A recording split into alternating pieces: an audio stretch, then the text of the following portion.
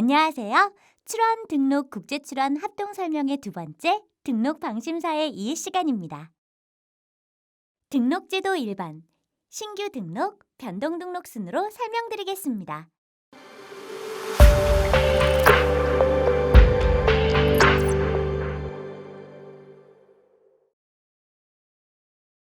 기본적으로 등록이 무엇인지, 등록에 사용되는 용어들에 대한 설명, 등록 업무의 기본적인 절차 등에 대해 알아보겠습니다.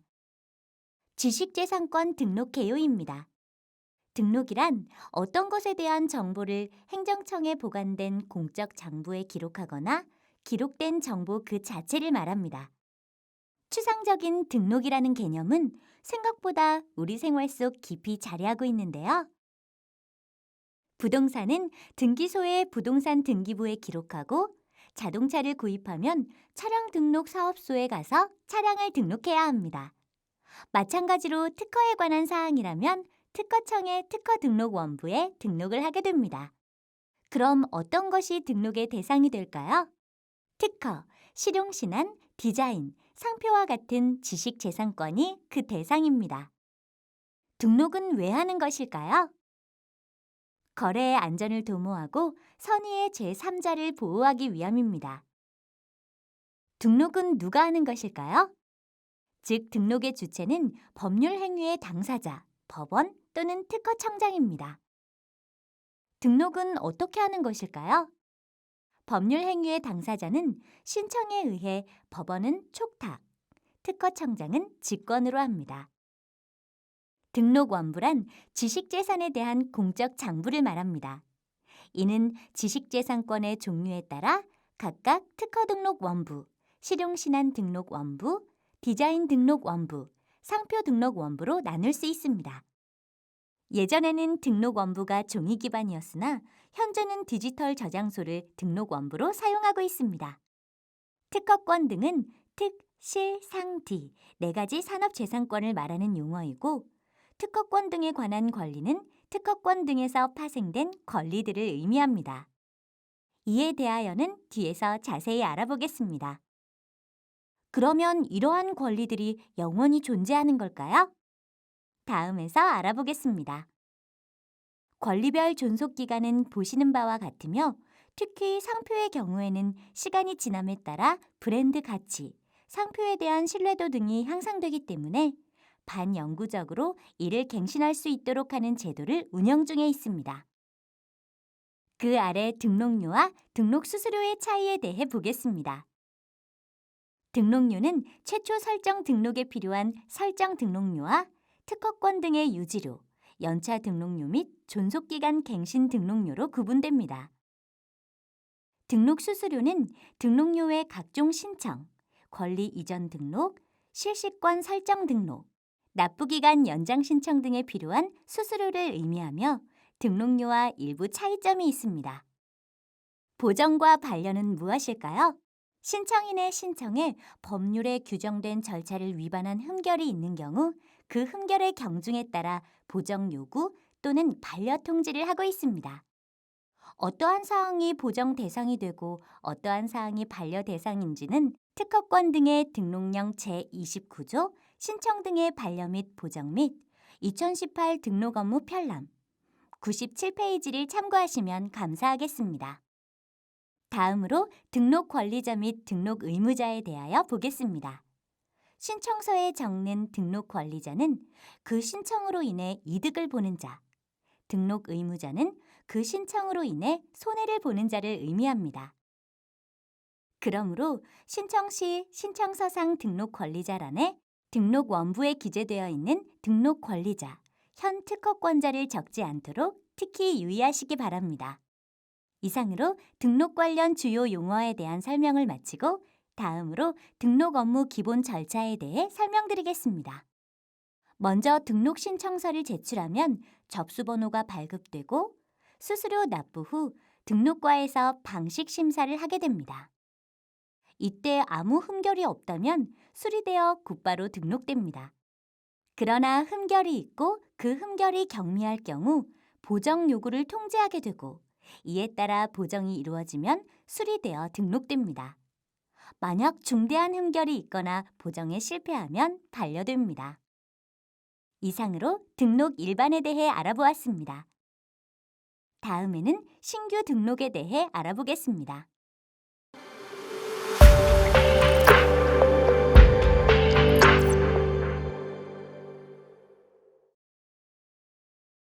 지금부터는 신규 등록에 대하여 설명하겠습니다.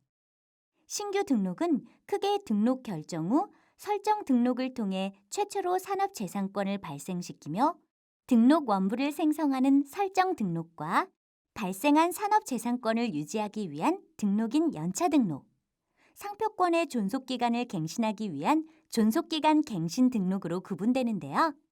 독점 배타적인 권리를 발생시키고 유지하기 위해서는 설정 등록료, 연차 등록료를 내야 하는 것이 필수적입니다. 다음은 권리를 발생시키기 위한 설정 등록료 납부에 대해 알아보겠습니다. 설정 등록의 요건은 등록 결정서 수령 후 설정 등록료를 납부하는 것입니다. 다만 특, 실, 디의 경우 등록 결정서 수령일로부터 3개월 이내에 설정 등록료를 납부하여야 하고 그러지 못한 경우 6개월의 추가 납부 기간 내에 꼭 설정 등록료를 납부해야 합니다. 추가 납부 기간까지도 설정 등록료를 납부하지 않으면 해당 특허 출원인의 특허 출원은 포기한 것으로 간주됩니다. 또한 상표 설정 등록의 경우 1개월의 납부 기간 연장 신청만이 가능하고 별도의 추가 납부 기간이 부여되지 않음에 주의하셔야 합니다. 다음으로 설정 등록에 의해 발생한 산업재산권을 유지하기 위한 연차 등록에 대하여 설명하겠습니다.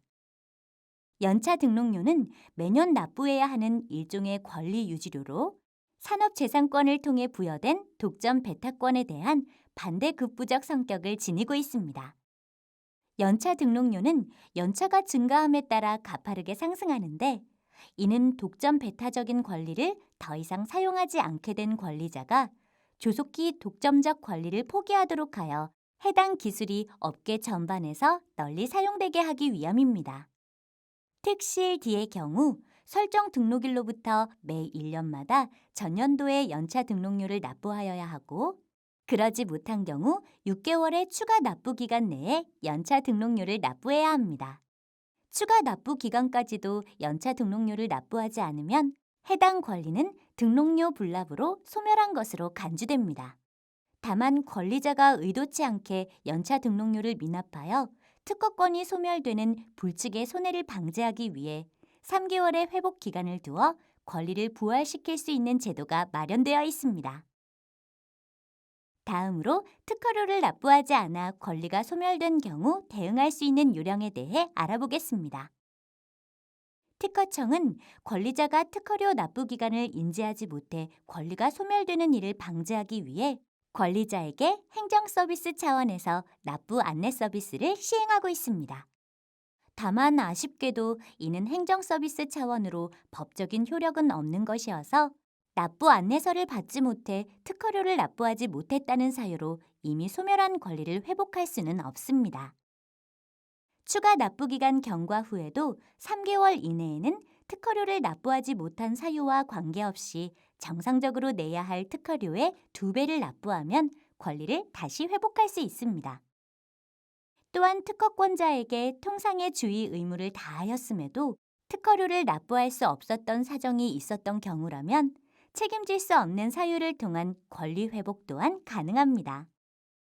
다만 책임질 수 없는 사유가 있었다는 것을 입증하는 것이 어렵기 때문에 권리자 및 대리인께서는 특허료 납부기한 관리에 유의하셔야 하겠습니다. 다음으로 존속기간 갱신 등록에 대해 보겠습니다. 상표의 경우에는 시간이 지남에 따라 브랜드 가치, 상표에 대한 신뢰도 등이 향상되기 때문에 반영구적으로 이를 갱신할 수 있도록 하는 제도를 운영 중에 있습니다. 상표 존속기간 갱신 신청의 경우 상표 설정 등록에는 없던 6개월의 추가 납부 기간이 부여되어 있으므로 존속기간 만료일을 놓친 경우 6개월 내에 추가 납부를 하면 존속기간을 갱신할 수 있습니다.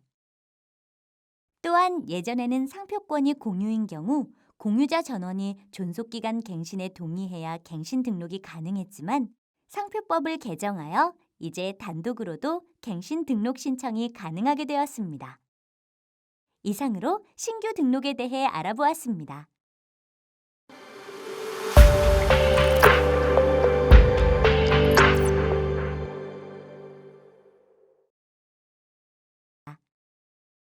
다음으로는 변동 등록에 대해 알아보겠습니다.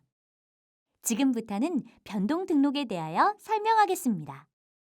변동 등록의 종류로는 대표적으로 권리 이전, 양도에 관한 등록, 실시권, 라이선스 설정에 관한 등록, 질권 설정 등록 등이 있습니다.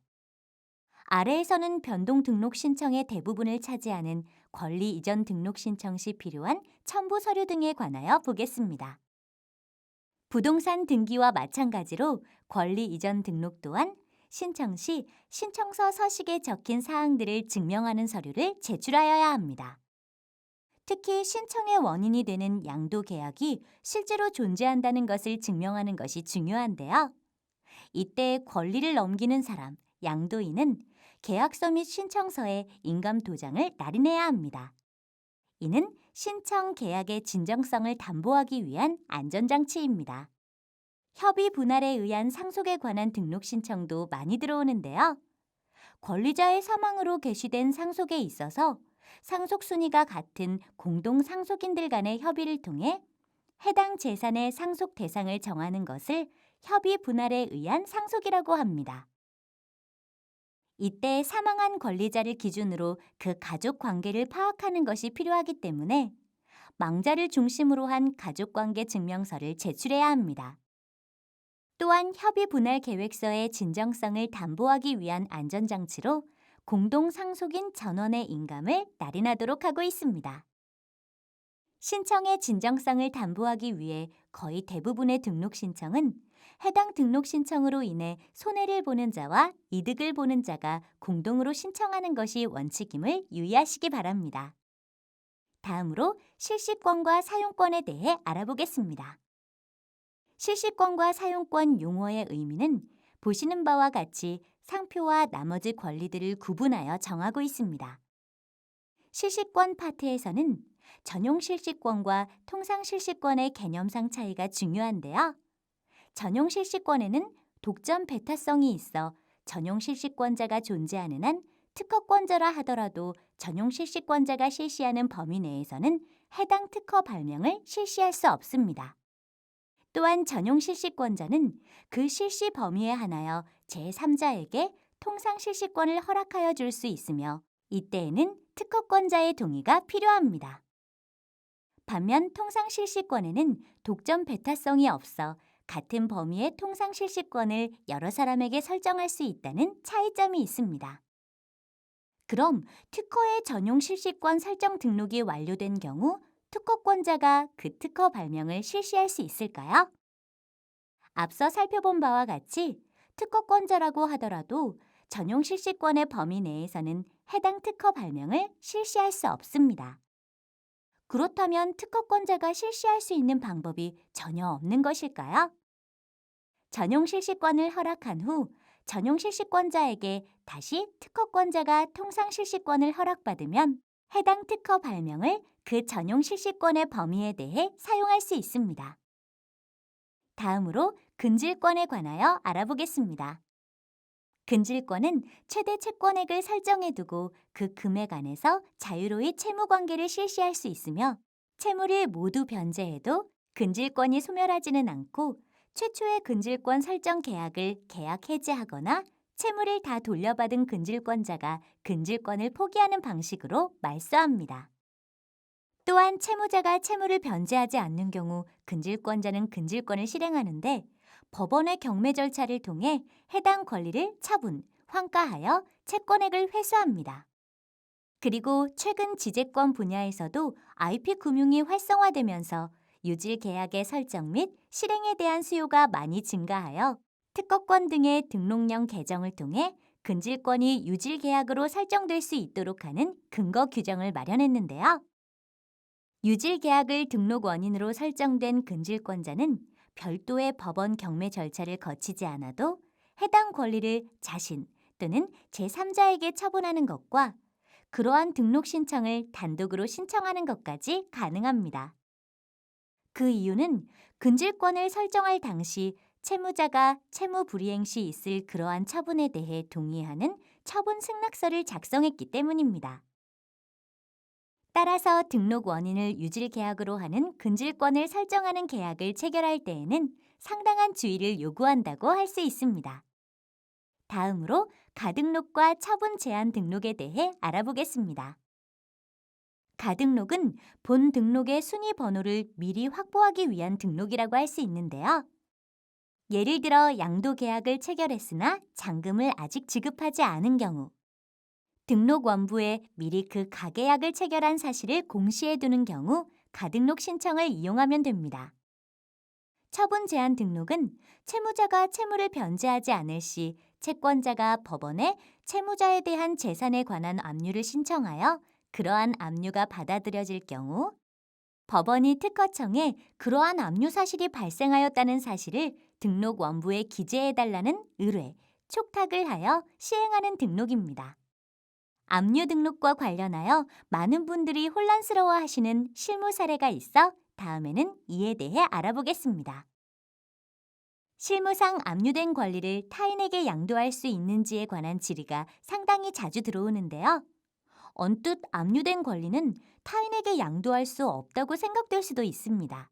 하지만 채무자가 가압류 등록 후에 양도 등의 처분 행위를 하였더라도 그 처분 행위가 절대적으로 무효가 되는 것은 아닙니다.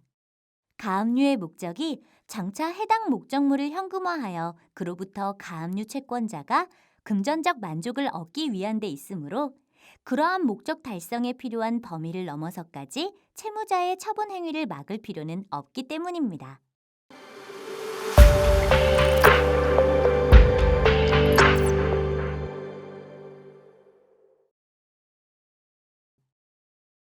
이제 마무리 단계로 넘어가서 부동산 등기부와 특허권 등록 원부 서식의 형태를 비교해 본 후 등록 원부 열람 방법을 소개하고 마치도록 하겠습니다. 부동산 등기부입니다. 먼저 해당 물건의 주소가 가장 먼저 표시됩니다. 표제부에는 부동산 물건 자체에 관한 사항이 등기되고 갑구에는 물건 소유자 변경, 즉 소유권에 관한 사항이, 을구에는 물건에 설정된 소유권에서 파생된 근저당권, 전세권 등이 등기되는 특징이 있습니다. 특허 등록 원부입니다. 먼저 해당 권리인의 등록번호가 가장 먼저 표시됩니다. 권리란에는 특허권 자체에 관한 사항이 등록되고 특허료란에는 특허료 납부 이력이 등록되어 있는데 이것은 해당 특허가 등록 원부를 보는 시점에 유효하게 존재하는지 여부를 판단하는 데 중요한 기준을 제공합니다. 특허권자란에는 소유권 변경에 관한 사항과 소유권과는 별도로 특허권에서 파생된 근질권, 실시권 등에 관한 사항이 등록되는 특징이 있습니다. 다음으로 등록 원부를 온라인으로 발급하는 방법에 대해 알아보겠습니다. 등록 원부는 특허로 www.patent.or.kr에 접속하여 증명서 발급란을 통해 발급받을 수 있습니다. 등록 원부 발급 외에도 특허로 홈페이지에 다양한 기능이 구현되어 있으니 이용해 참고하시면 감사하겠습니다. 이상으로 등록 방심사의 이해 시간을 마쳤습니다. 경청해 주셔서 감사합니다. 다음은 PCT 제도의 이해 시간이 이어집니다.